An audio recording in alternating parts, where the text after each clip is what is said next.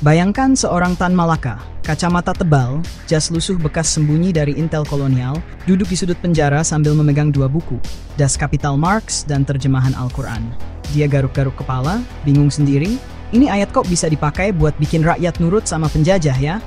Padahal jelas-jelas Allah bilang la ikroha fidin, nggak ada paksaan dalam agama. Inilah Tan Malaka versi yang jarang dibahas. Seorang Marxis yang diam-diam ngobrol sama Al-Quran, seorang materialis yang kadang-kadang merenung pakai tafsir. Dia bukan kiai, bukan ustadz, tapi dia baca kitab suci pakai kacamata kritis, seperti orang yang makan sambal pakai garpu. Nggak biasa, tapi kreatif. Tapi jangan salah, ia sejak kecil sudah hafal Al-Quran. Berbeda dengan gelar ustadz sekarang, yang baru beberapa hafal ayat sudah merasa berhak mewakili Islam. Dia percaya keadilan sosial itu prinsip Quranik, tapi nggak mau terjebak doktrin. Dia yakin akal itu anugerah Tuhan, tapi geli lihat orang beragama tanpa mikir. Baginya revolusi butuh logika, tapi juga butuh spirit melawan penindasan, yang kebetulan ada banyak di Al-Quran. Pertanyaannya, masih hidupkah Islam sebagai revolusi pembebasan di negeri ini, atau jangan-jangan nasibnya tengah bergelayut mati, ditumbangkan sebagaimana Tan Malaka rebah diterjang timah panas bangsanya sendiri? Jadi mari kita telusuri, bagaimana seorang Tan Malaka yang kiri ini membaca Islam dengan kritis, tanpa jadi dogmatis, tapi juga tanpa jadi anti agama. Seruput dulu kopinya, mari kita mulai.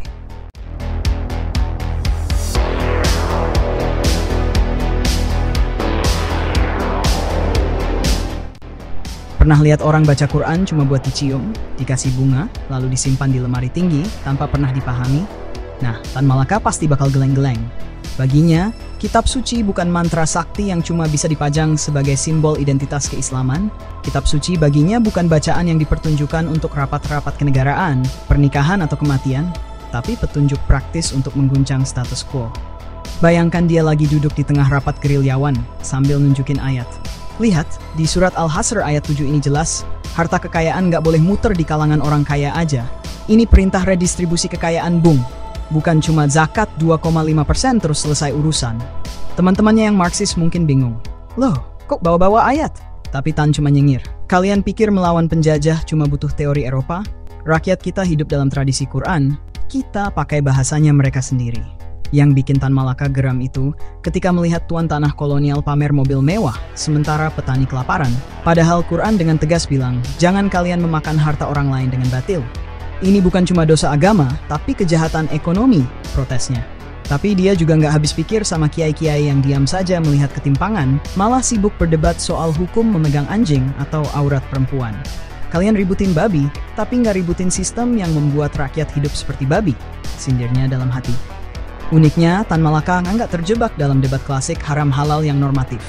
Dia menggali lebih dalam, semangat Quran tentang pembebasan. Ketika membaca kisah Musa melawan Fir'aun, yang dia tangkap bukan mukjizat tongkat jadi ular, tongkat membelah lautan, atau 12 mata air terpancar karena pukulan tongkat Musa yang sakti mandraguna, tapi pelajaran tentang keberanian melawan tirani. Allah nggak mengubah nasib kaum sampai mereka bergerak sendiri. Ini ayat revolusi. Katanya menafsirkan Ar-Rod ayat 11 dengan logika dialektika materialis. Tapi jangan salah, Tan bukan sedang mencoba jadi mufasir. Dia cuma orang pragmatis yang menemukan senjata baru dalam perang ideologi. Jika Belanda menjajah atas nama tugas suci demi peradaban, maka biarlah kita melawan dengan ayat-ayat yang membakar kesadaran. Sebab Quran bukan kitab untuk menenangkan budak, tapi untuk membangkitkan jiwa merdeka. Caranya, dengan menunjukkan bahwa ketika Quran bicara keadilan, itu berarti keadilan sosial yang konkret, bukan sekadar imbalan surgawi. Rakyat butuh roti, bukan janji surga, gumamnya suatu sore sambil menatap langit dari balik jeruji penjara. Tapi Quran mengajarkan kita untuk merebut roti itu dengan ilmu, dengan organisasi, dengan perlawanan. Dan untuk itu kitab suci bukan lagi kitab pasif, tapi pedang yang harus diasah dengan logika revolusioner. Tan Malaka pasti bakal tertawa pahit kalau lihat orang berdebat sambil teriak, pokoknya haram, tanpa bisa jelasin dasarnya apa. Baginya, Quran itu kitab yang dari halaman pertama sampai terakhir isinya undangan untuk mikir. Afala taqilun, apakah kalian nggak pakai akal? Afala tatafakkarun, apakah kalian nggak mau merenung? Afala yatadabbarun, apakah mereka tidak melakukan observasi? Tapi anehnya, justru banyak yang malah bikin agama jadi alasan untuk stop thinking. Di Madilog, Tan Malaka nggak main-main soal ini. Ia menulis bahwa agama akan dijadikan candu untuk membius dan menindas rakyat selama agama tidak diposisikan sebagai ajaran yang membebaskan. Maka agama dalam konteks ini hanyalah ritual-ritual kosong, bukan semangat Quran yang mendorong manusia untuk observasi, eksperimen, dan berani bertanya. Kenapa? Lihat saja ayat pertama yang turun, Iqra, bacalah. Bukan sekedar tilawah, tapi baca alam, baca realitas, baca tanda-tanda zaman. Lihat saja kelanjutan ayatnya.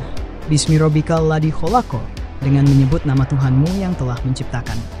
Namun tidak jarang kalimat Iqra diartikan dengan tilawah. Makanya jangan heran kalau sekarang Al-Quran malah diperlombakan dalam musabaqah tilawatil Quran yang terkadang dananya dikorupsi oleh panitianya.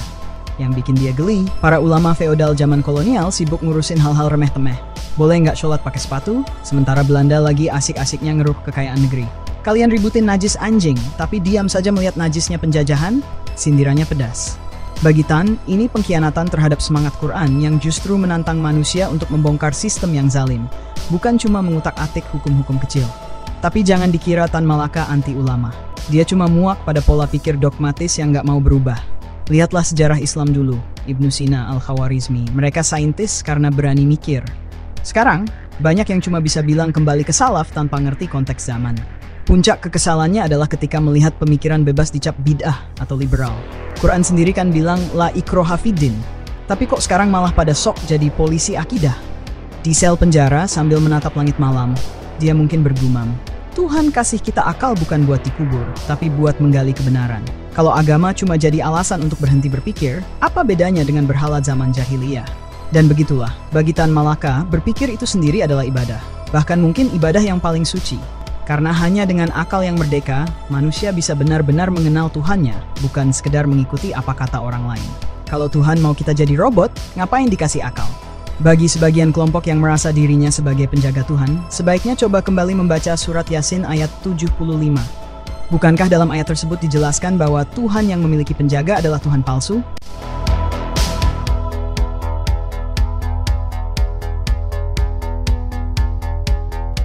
Tan Malaka mungkin akan menghela napas panjang melihat orang-orang yang rajin salat tahajud, tapi diam 1000 bahasa ketika anak-anak petani mati kelaparan. Baginya, agama itu harusnya seperti kopi kental revolusi, bukan susu hangat pengantar tidur. Al-Quran itu kitab pemberontakan, bisiknya suatu malam di pengasingan, tapi kita mengubahnya menjadi dongeng pengantar tidur untuk meninabobokan rakyat yang tertindas. Dia ingat betul bagaimana Belanda dengan licin memainkan kartu agama. Membiarkan masjid-masjid berdiri megah, sementara tanah-tanah rakyat dirampas untuk perkebunan kolonial. Mereka paham betul, tulisnya dalam catatan pinggir sebuah buku tua, bahwa agama yang dikerdilkan menjadi sekumpulan ritual akan menjadi sekutu terbaik penjajah. Tapi yang membuatnya lebih gusar adalah ketika melihat para pemuka agama ikut dalam komedi tragis ini. Menyuruh umat bersabar atas penindasan sambil menjanjikan surga, persis seperti penjual opiat yang menjanjikan surga semu dalam botol-botol kecil. Sabarlah, ini ujian Tuhan, kata seorang kiai kepada petani yang lahannya dirampas. Tan Malaka mencatat dengan getir. Ketika kesabaran diajarkan sebagai ketundukan buta, itulah saat agama berubah dari pelita menjadi selimut debu yang menutupi kezaliman. Tapi dia bukan Marx yang dengan gampang mencap agama sebagai candu. Baginya, masalahnya bukan pada agama itu sendiri, tapi pada bagaimana agama dipelintir menjadi alat untuk melanggengkan status quo. Lihat saja kisah Nabi Musa, ujarnya suatu kali pada kawan seperjuangan, itu adalah cerita tentang menantang penguasa zalim, bukan tutorial untuk bersembunyi di balik doa-doa pasif. Yang lucu, kalau tidak tragis, adalah ketika suatu hari dia mendengar seorang haji kaya berkhotbah tentang kesalehan sambil mengenakan jas dari pabrik Belanda yang upah buruhnya tidak cukup untuk makan sehari. Ini bukan agama, geram Tan dalam hati, ini topeng kemunafikan yang dibungkus dengan ayat-ayat suci. Baginya, kesalehan sejati harusnya membuat seseorang tidak bisa tidur ketika tahu tetangganya kelaparan, bukan malah berkutat pada debat-debat furu yang tidak menyentuh persoalan nyata rakyat. Di sudut sebuah gubuk persembunyian dengan lampu minyak yang redup, dia menulis, agama tanpa keadilan sosial hanyalah ritual kosong. Iman tanpa perlawanan terhadap penindasan adalah bentuk penyembahan berhala yang paling halus. Kalimat-kalimatnya seperti palu yang memecah belah kemunafikan zaman, membuat para penindas tidak nyaman dan kaum agamawan dogmatis gerah. Mungkin inilah sumbangan terbesar Tan Malaka dalam membaca agama. Kemampuannya membedakan antara spirit pembebasan yang ada dalam kitab suci dengan bentuk-bentuk kekakuan dogma yang justru membelenggu. Al-Quran mengajarkan kita untuk membebaskan budak, katanya suatu hari, tapi kita malah sibuk memperbudak pikiran sendiri dengan doktrin-doktrin yang beku. Dan begitulah bagi sang revolusioner ini, agama yang sejati harusnya membakar semangat untuk mengubah dunia, bukan sekumpulan mantra untuk menidurkan kesadaran. Seperti api unggun di malam dingin, bukan seperti bantal empuk di kamar berpemanas. Suatu malam di pengasingan, Tan Malaka mungkin duduk termenung dengan dua buku terbuka di hadapannya. Das Kapital di sisi kiri, terjemahan Quran di kanan. Matanya bolak-balik antara keduanya, lalu tiba-tiba ia tertawa sendiri. Aneh, gumamnya. Di sini Marx bilang agama itu candu, tapi di halaman ini Quran bilang orang berakal itu mengambil pelajaran. Lalu mana yang benar? Begitulah cara kerja pikiran Tan Malaka. Ia menolak dikte dari manapun, baik dari mimbar masjid maupun mimbar partai. Saya bukan kiai, katanya suatu kali pada kawan seperjuangan, tapi saya juga bukan ateis buta. Saya cuma orang yang baca Quran pakai mata kepala sendiri. Dan apa yang ia lihat seringkali membuat kedua kubu, agamis dan Marxis, sama-sama tidak nyaman.